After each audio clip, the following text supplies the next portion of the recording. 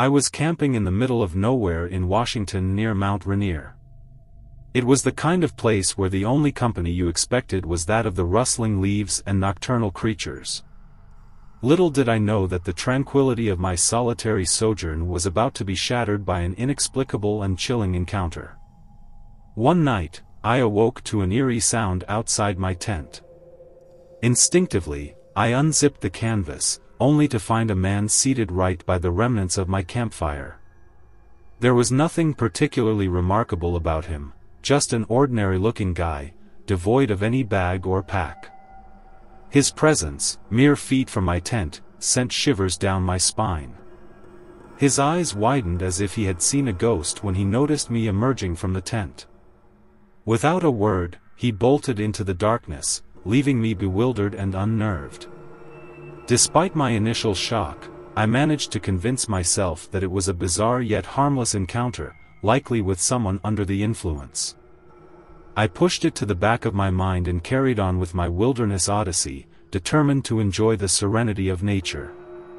2 days later, and now 10 to 15 miles away in seemingly random directions, I was sitting by my campfire again when I heard unsettling noises. The distinct murmur of a person became increasingly apparent. Cautiously, I called out, asking if they needed help. From the shadows, a voice replied, inquiring about directions to Bell's Canyon. Perplexed, I denied knowledge of such a place, but the conversation took a bizarre turn, with the unseen interlocutor firing unrelated questions into the night. Growing uneasy, I attempted to illuminate the surroundings with my flashlight, only to be met with vehement objections. The voice seemed to draw closer, and when I finally dared to shine my light again, there he was, the same enigmatic man from the previous encounter. Panic set in as I realized the implausibility of this happening by chance. He had followed me, surreptitiously covering almost 15 miles in 2 days. My immediate instinct was to chase him, but the dark wilderness and the fear of losing my way halted me after a brief pursuit. The gravity of the situation hit me. I was being hunted through the dense woods by a mysterious stranger. Determined to evade any potential danger, I decided to cut short my trip and make a hasty retreat the next morning. Over the next 3 days, I weaved through the wilderness, doubling back, attempting to throw off any pursuers, and at times, hiding and waiting to see if he would reveal himself. The paranoia was palpable, and every rustle of leaves or distant sound amplified my anxiety. Twice during the nights, I heard footsteps encircling my tent, only to find no one upon investigation. On the second night, what initially sounded like animal noises began to morph into what I could only describe as human-like howling. The unsettling realization dawned on me that it might be the same person, now resorting to eerie mimicry. The relief upon reaching my car was overwhelming, bordering on tears. The terror of being stalked through the wilderness, the uncertainty of the stranger's intentions, and the relentless pursuit had etched an indelible mark on my psyche. To this day, it stands as the most harrowing experience I've ever endured, a haunting journey into the unknown, where the line between reality and nightmare blurred, leaving me to grapple with unanswered questions and a lingering sense of vulnerability.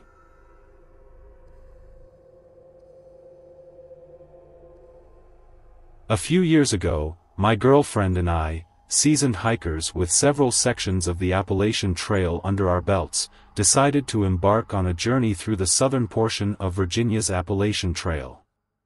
This particular stretch spans approximately 166 miles, meandering through the George Washington and Jefferson National Forest from Roanoke County to Pearisburg in Giles County. Eager for a more remote and less traveled experience, we gathered our gear and set out on what we anticipated to be an adventurous trek. It was early October, the foliage was in the midst of its vibrant autumnal transformation, and the air was crisp and invigorating, perfect conditions for a long hike with breathtaking scenery. The majority of our journey remained uneventful, marked by the rhythmic cadence of our footsteps against the backdrop of nature's symphony. However, the last couple of nights would prove to be far from ordinary. On this section of the trail, hikers are advised to camp on the trail or seek refuge in designated shelters. However, seeking solitude, we decided to forge our own path and find a secluded spot off the beaten trail. After a bit of exploration, we discovered a perfect clearing a short distance from the trail. Satisfied with our find, we set up camp, cooked a hearty meal, and settled in for the night, surrounded by the serenity of the wilderness. It was around 2 a.m. when I was abruptly roused from my slumber by my girlfriend urgently shaking me awake. Startled and disoriented, she whispered urgently, "Get your gun. Someone is outside walking around our tent." Alarmed, I listened intently and could faintly hear what sounded like someone running a sharp object along the side of our tent. Gripping my trusty judge from my pack, we huddled in silence, straining our ears for any sign of movement. After a tense few minutes of nothing but the rustling of leaves in the breeze, a distinct sound emerged, footsteps in the woods behind our tent. Taking charge, I grabbed a flashlight and cautiously exited the tent into the near-total darkness. With the fire extinguished, the October moon provided only a dim glow, casting eerie shadows through the forest. I instructed my girlfriend to stay put as I investigated. Choosing not to immediately reveal my presence, I waited, and soon I heard unmistakable bipedal footsteps. I illuminated the area with my flashlight, catching a fleeting glimpse of someone behind a tree. With a firm command to leave, accompanied by the menacing silhouette of my drawn gun, I cautiously approached. Suddenly, from my right, I heard the sound of someone darting away through the woods. Startled, I redirected my light, only to hear movement from the original spot. Without giving chase, I returned to the tent, recounting the eerie encounter to my girlfriend. As dawn approached, I scoured the surroundings and stumbled upon a boot print in the soft dirt near our tent, a chilling confirmation that someone had indeed been lurking in the darkness. Choosing not to alarm my girlfriend further, we pressed on, mindful of the unsettling events. With each passing day, an uneasy feeling of being followed lingered, even though we hadn't seen any signs of pursuit. Concerned for our safety, I accelerated our pace, covering as much ground as possible. When night fell, we found a precarious spot near a cliff, positioning the tent beneath a small overhang to thwart any potential sneak attacks. Throughout the day, my gut feeling persisted, we were not alone. That night, on high alert, we set up camp and prepared for the worst. I gave my girlfriend the 1911, keeping the judge close, and reassured her that if I slept at all, it would be with one eye open. As the night unfolded, I remained vigilant, attuned to the nocturnal sounds of the woods. Exhausted and on the verge of sleep, I was abruptly awakened by the sound of someone rummaging through our belongings outside the tent. Swiftly, I reached for my gun, waking my girlfriend in a hushed panic. From the faint glow of the dwindling fire, a silhouette emerged against the tent, a tangible intruder. In a stern command, I warned them of our armament and demanded they leave immediately. Startled, they abandoned their intrusive mission and fled into the night. With adrenaline coursing through our veins, I emerged from the tent, ready to confront the trespasser. Our belongings were scattered, evidence of a violation that left us feeling vulnerable. In pursuit, I ventured to the edge of the woods, where a small trail ran alongside a nearby creek. In the dim light, I glimpsed the flicker of a lantern, followed by 3 more emerging from the opposite side of the woods. The realization struck, we were not dealing with a solitary interloper. With a sense of urgency, we abandoned our camp, leaving behind the tent and some possessions, and resumed our journey in the dead of night. Faint whispers and the snapping of branches in the distance fueled our anxiety, prompting frequent backward glances to ensure we weren't pursued. In the silence, the isolation of our situation became palpable, intensifying the nerve-wracking ordeal. Hours later, as the first light of dawn crept over the horizon, we encountered a haunting sight, a figure standing on the trail, silently observing us.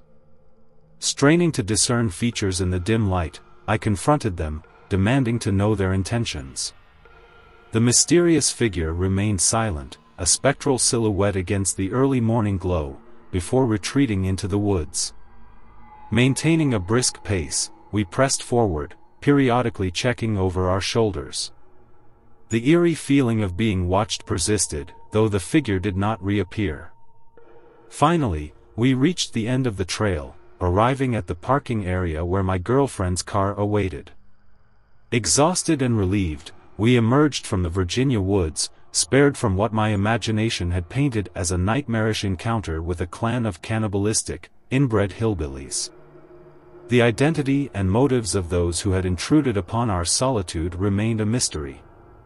Whether they were mere provocateurs or something more sinister, I was left with unanswered questions. The harrowing experience, etched into our memories, ensured that the southern portion of Virginia's Appalachian Trail would remain unexplored territory, a chapter closed for the sake of our peace of mind.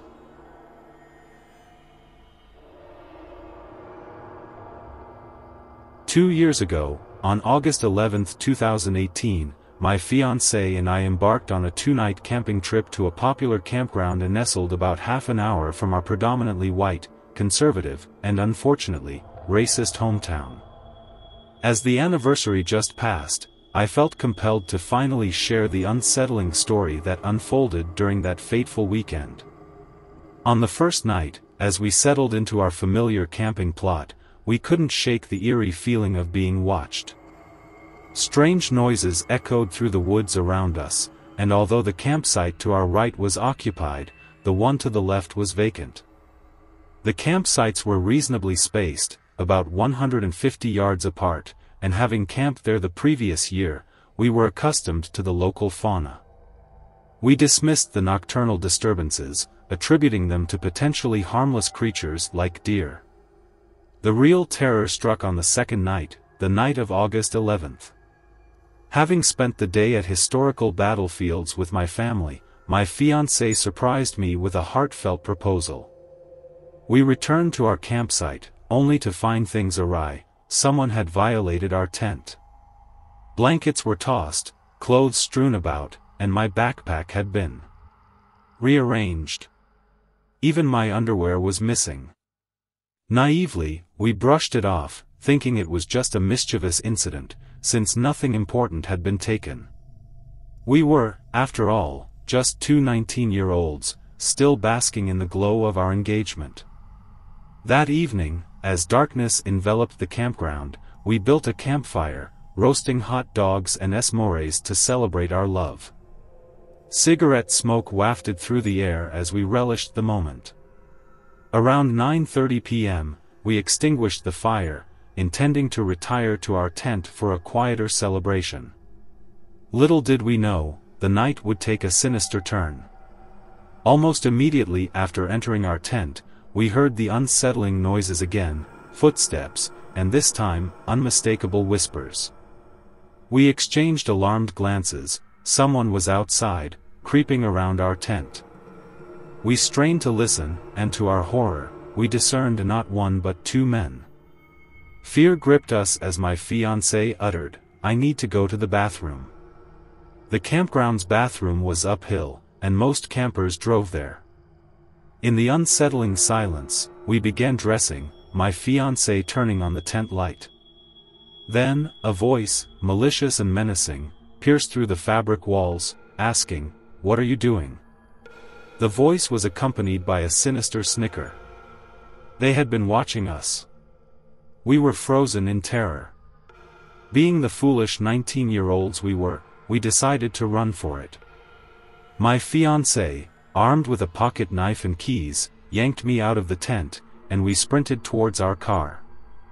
Footsteps echoed behind us, and I felt a surge of adrenaline as the men chased us briefly before diverting to another campsite or the bathroom. In the safety of our car, we weighed our options, sleeping inside or driving into town. Then, a different plan emerged. We drove back to our campsite, adrenaline still pumping. In a frenzy, we packed up everything in record time, leaving no trace of our presence. It was nearing midnight. As I pulled out the campsite post, I glimpsed our assailants for the first time, two tall, menacing white men, one clad in camel hunting gear, the other in a Confederate flag tank top. Both wielded unsheathed hunting knives, and their predatory gaze sent shivers down my spine. We drove home, taking convoluted routes to ensure we weren't followed. I called my dad, narrating the chilling ordeal upon our return. To my dismay, he dismissed it as paranoia. Fearing for our safety, I kept the incident to ourselves, but deep down, I am convinced it was a racially motivated attack. In that sparsely populated campground, my fiancée, the only non-white person, became the target of two men who had been shadowing us with Confederate flags and evil intent from the moment we arrived.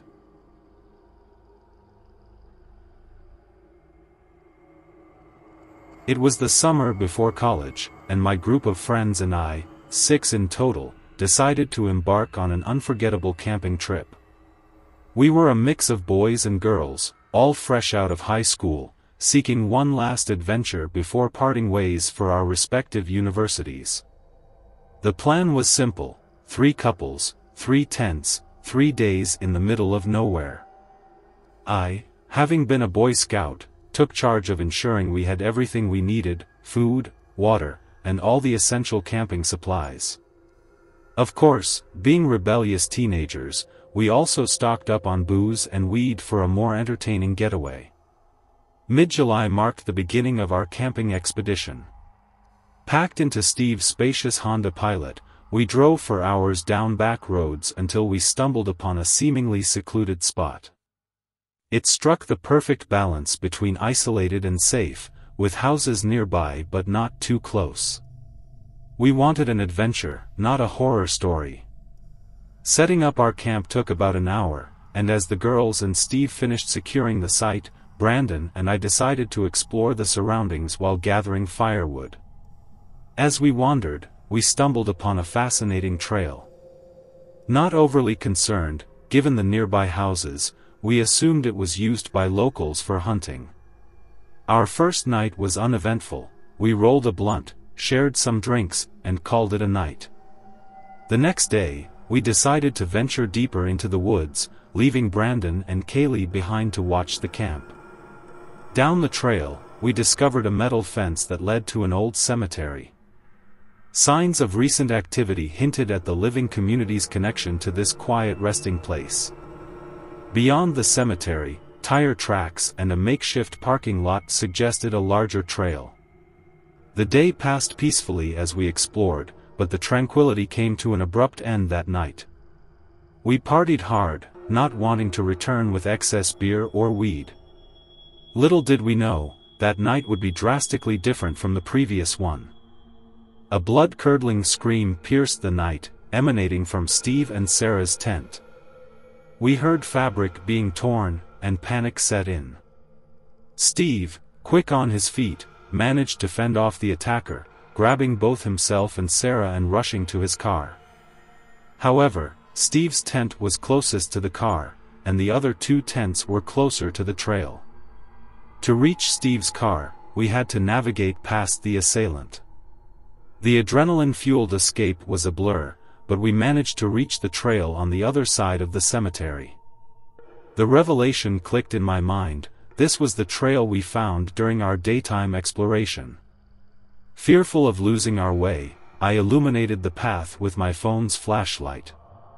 Despite the risk of being spotted, it was crucial to find the cemetery. Steve and Sarah had not yet joined us, and the attacker was in pursuit. The night was pitch black, and we ran, guided only by the faint light of the phone. Reaching the cemetery, we scaled the fence, waiting anxiously for Steve. The metallic sound of someone climbing over the fence sent shivers down our spines.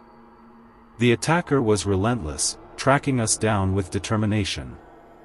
As he approached, my heightened senses kicked in, and I realized I had a small Swiss Army knife in my pocket. When he was inches away, I seized the opportunity, lodging the knife in the back of his knee. He crumpled to the ground, releasing a scream and dropping his machete. Steve's headlights appeared, rescuing us from the clutches of danger. We sprinted towards the car, glimpsing the tall, bulky figure of the assailant with pure hatred in his eyes. I was the last one in the car, witnessing Steve accelerate away from the nightmare we had encountered. The girls were in tears, and the ride back to safety was consumed by a heavy silence. We drove until we reached the nearest house, seeking refuge and assistance. A friendly elderly couple took us in, providing warm food and shelter for the night. The next morning, the man accompanied us back to the campsite, armed with a hunting rifle. Our tents were slashed, but nothing was stolen. The police were called, statements were given, but despite their promises, they couldn't find enough evidence to apprehend the assailant. The journey home was somber, with none of us uttering a word. We were all processing the reality of what had transpired. The police's inability to find the attacker left us with lingering unease, a haunting reminder of the terrifying night in the secluded woods.